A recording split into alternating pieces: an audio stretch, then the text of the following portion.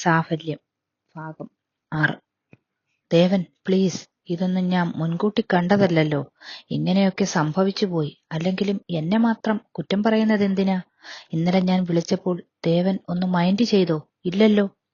ശരിയാ, ഞാൻ അങ്ങനെ ഒന്നും കരുതിയില്ല.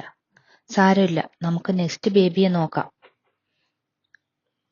അത് കേട്ടതും ദേവൻ ഒന്ന് പുഞ്ചിരിച്ചു. എന്നാലും അമ്മയോടിനി എന്തു പറയും? ദേവന് പേടിയാണെങ്കിൽ ഞാൻ പറയാം, കല്യാണി പറഞ്ഞു.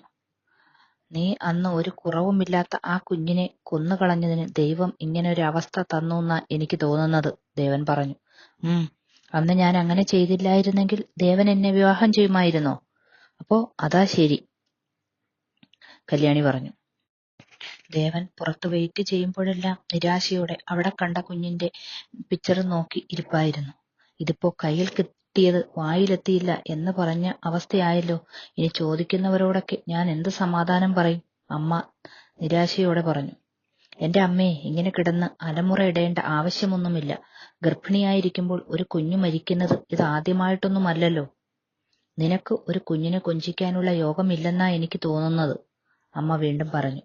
1-2 മാസമല്ലേ, അത് കഴിഞ്ഞാൽ എല്ലാം ശരിയാകും അമ്മേ. അവൾ ഹോസ്പിറ്റലിൽ നിന്ന് ഡിസ്ചാർജ് ആയാൽ അവളുടെ വീട്ടിലേക്ക് പോയിക്കൊള്ളട്ടെ. ഇനി അവളെ കളഞ്ഞ കൊച്ചിന്റെ പേര് ഞാൻ എടുക്കേണ്ടി വരും. അല്ലെങ്കിൽ കുഞ്ഞുണ്ടെങ്കിൽ അങ്ങനെയെങ്കിലും ഞാൻ നോക്കിയേനെ. ഞാൻ പറയാം, കുറച്ചു ദിവസം അവൾ അവിടെ പോയി നിൽക്കട്ടെ, ദേവൻ പറഞ്ഞു. ദേവൻ അരിശത്തോടെ ഇതും പറഞ്ഞ് മുറിയിലേക്ക് കയറി. കല്യാണി ഡിസ്ചാർജായി അവളുടെ വീട്ടിലേക്ക് പോയതും ദേവൻ എങ്ങനെയൊക്കെയോ ദിവസങ്ങൾ കഴിച്ചുകൂട്ടി. ലേറ്റായി എത്തിയ എബി മോളെ കാണാതെ മീനുവിന്റെ മുറിയിലേക്ക് കയറി. മീനുവിനെയും ചുറ്റിപ്പിടിച്ച് ഉറങ്ങുന്ന മോളെ നോക്കി അവനൊന്ന് പുഞ്ചിരിച്ചു. രണ്ടുപേരെയും ഉണർത്താതെ മോളെ എടുക്കാൻ ശ്രമിക്കുമ്പോഴാണ് എബിയുടെ കൈകൾ അവളുടെ വയറുകളിൽ തട്ടിയത്. കുഞ്ഞിന്റെ അനക്കം അവന്റെ കൈകളിൽ അനുഭവപ്പെട്ടതും അവൻ അവളുടെ വയറിലേക്കൊന്ന് നോക്കി, അച്ഛന്റെ വാത്സല്യത്തോടെ. അവനറിയാം അതിന്റെ ഓരോ തുടുപ്പും. തന്റെ കുഞ്ഞ് എന്ന പോലെ അവൻ പുഞ്ചിരിയോടെ അത് നോക്കിക്കണ്ടു. പെട്ടെന്ന് ഞെട്ടി കണ്ണുകൾ തുറന്ന മീനു എബിയെ കണ്ടതും ചാടി എണീറ്റു. ഏയ് പതുക്കെ, ഡോക്ടർ എന്താ ഇവിടെ? അവൾ ചോദിച്ചു. മോളെ എടുക്കാൻ വന്നതാ. മോൾ അവിടെ കിടന്നോട്ടെ. മോൾ ഉറക്കത്തിൽ ചവിട്ടിയാൽ പ്രശ്നമാ. മോൾ ഉറക്കത്തിലായാലും അങ്ങനെയുള്ള വികൃതികളൊന്നും കാണിക്കാറില്ല, മീനാക്ഷി പറഞ്ഞു. പക്ഷെ തന്റെ വയറ്റിലുള്ള കുഞ്ഞ് ആള് വികൃതിയാട്ടോ, എബി പറഞ്ഞു. മീനു കണ്ണും തള്ളി എബിയെ നോക്കിയതും അവൻ പുഞ്ചിരിച്ചു. അവളുടെ കൈ അറിയാതെ വയറിലമർന്നതും അവളും അറിഞ്ഞു അതിന്റെ ഓരോ ചലനവും. പെട്ടെന്നോർത്തത് അവൾ ദേവന്റെ മുഖമാണ്. ഇല്ല, ഒരിക്കലും ഇനി താൻ ആ മുഖം ഓർക്കരുത്. ഒരിക്കലും അച്ഛനാരാന്ന് തന്നിൽ പിറവിയെടുക്കുന്ന ആ കുഞ്ഞു ജീവനും അറിയരുത്, അവൾ തീരുമാനിച്ചു. വീട്ടിലേക്ക് കയറി വരുന്ന കല്യാണിയെ കണ്ട് ദേവൻ നല്ലപോലെ ഞെട്ടി. 1 മാസം കൊണ്ട് അവളിലെ മാറ്റം അവൻ അത് അന്തം വിട്ട് നിൽക്കുകയായിരുന്നു. ഇതെന്തൊരു തടിയാടി ഇത്, ദേവൻ പറഞ്ഞു. മുറിയിലേക്ക് വന്നപാടെ ദേവൻ അവളെ ഒഴിഞ്ഞു നോക്കിക്കൊണ്ട് ചോദിച്ചു. തടി അല്ലേ ദേവന്റെ വീക്ക്നെസ്, അതുകൊണ്ട് ഒട്ടും കുറയ്ക്കണ്ടെന്ന് കരുതി, കല്യാണി പറഞ്ഞു. പരമ ബോറാണ് കേട്ടോ. ഞാൻ എന്ത് ചെയ്യാനാ? 1 മാസത്തെ ബെഡ് റെസ്റ്റും മെഡിസിനും ഒക്കെ ആയപ്പോൾ ഇങ്ങനെയായി. ഇതൊക്കെ ഇനി ഒരു ഡയറ്റിംഗ് ചെയ്ത് കുറയ്ക്കാൻ പറ്റും ദേവൻ വിഷമിക്കണ്ട. അതിന് ദേവൻ ഒന്ന് മൂളി. അമ്മയ്ക്ക് അവളോട് പഴയ സ്നേഹമൊന്നും ഇല്ലാത്ത പോലെ. അതൊന്നും പക്ഷെ കല്യാണിക്കൊരു പ്രശ്നമേ അല്ലായിരുന്നു. ഞാൻ പോയപ്പോൾ എങ്ങനെയുണ്ടായിരുന്നു ദേവൻ? ബോറിംഗ് ആയിരുന്നോ? ഇപ്പോഴും ബോറിംഗ് തന്നെയാ, ദേവൻ മറുപടി പറഞ്ഞു. എന്തായാലും നമുക്കുള്ള ലൈഫ് ഇനി കുറച്ച് അടിച്ചു പൊളിച്ചിട്ട് മതി ഒരു കുഞ്ഞ്. എന്നെ വിവാഹം ചെയ്യുമ്പോൾ ഒരു കുഞ്ഞായിരുന്നില്ലേ നിങ്ങളുടെ ആവശ്യം? അതുകൊണ്ട് ഞാനന്ന് എതിർക്കാതിരുന്നതാ, കല്യാണി പറഞ്ഞു.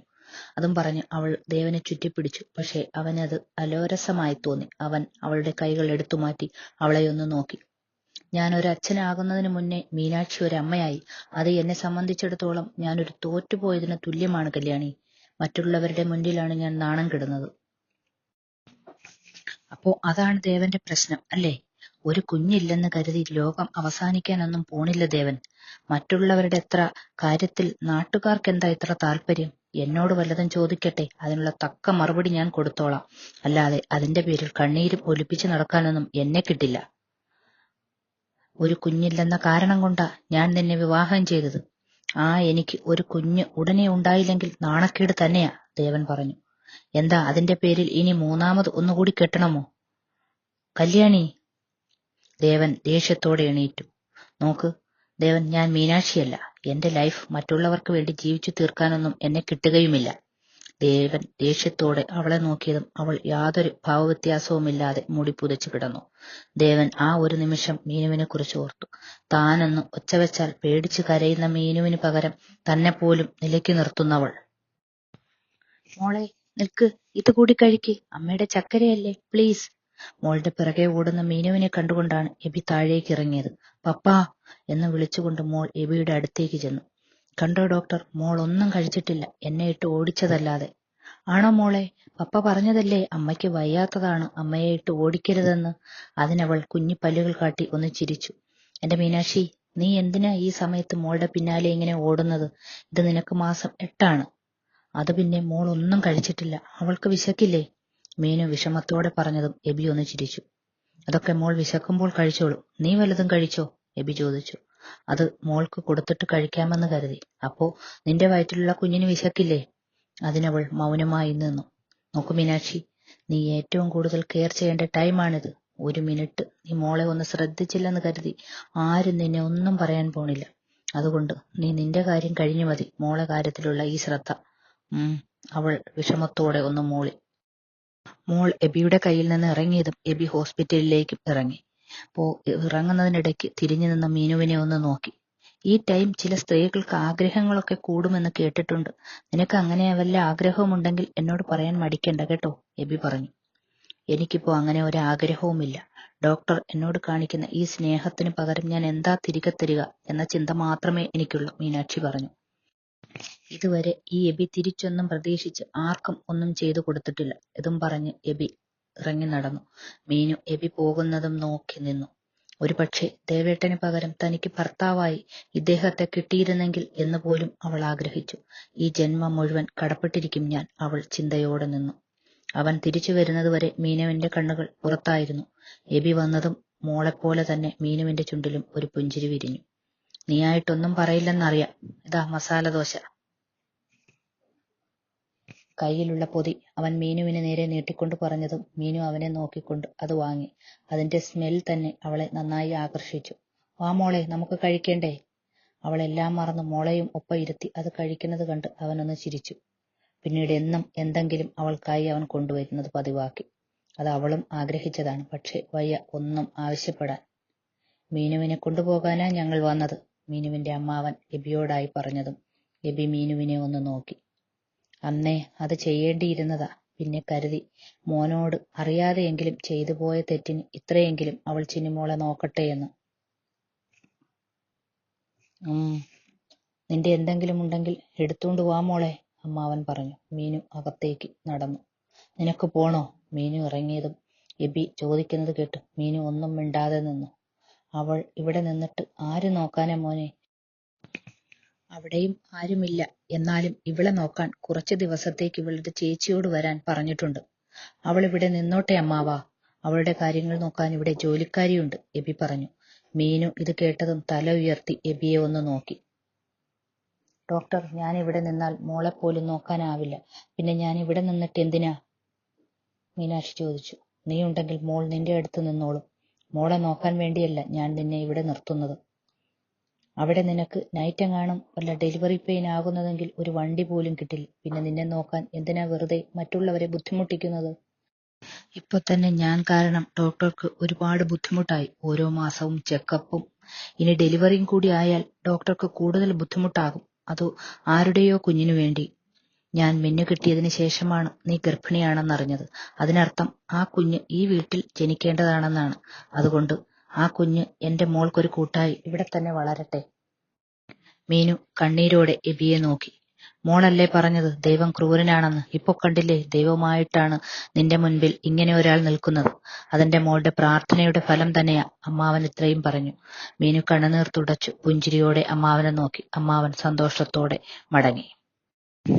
എന്തുപറ്റി, ഇപ്പോൾ പഴയ ആവേശമൊന്നുമില്ലല്ലോ? കല്യാണി ചോദിച്ചു. ഏയ്, അതൊക്കെ നിനക്ക് വെറുതെ തോന്നുന്നതാ. മീനാക്ഷിയെ മടുത്ത പോലെ എന്നെയും മടുത്തോ?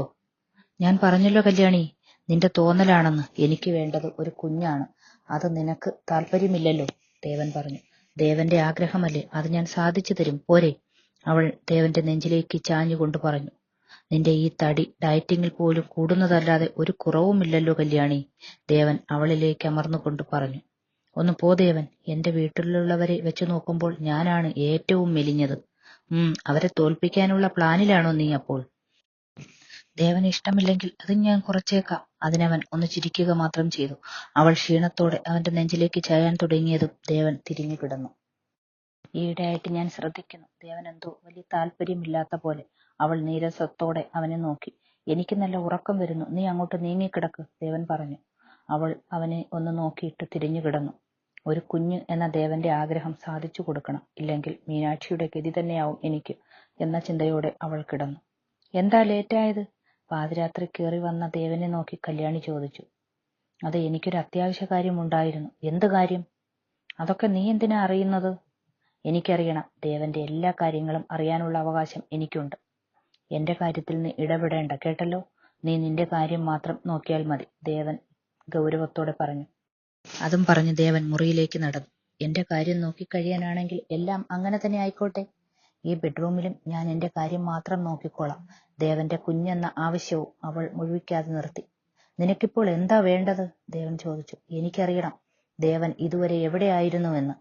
അവളുടെ ചോദ്യം കേട്ടതും ദേവൻ ദേഷ്യത്തോടെ അവളെ നോക്കി. ഞാൻ പറഞ്ഞല്ലോ കല്യാണി, ഒരാളെ കാണാൻ പോയതാണെന്ന്.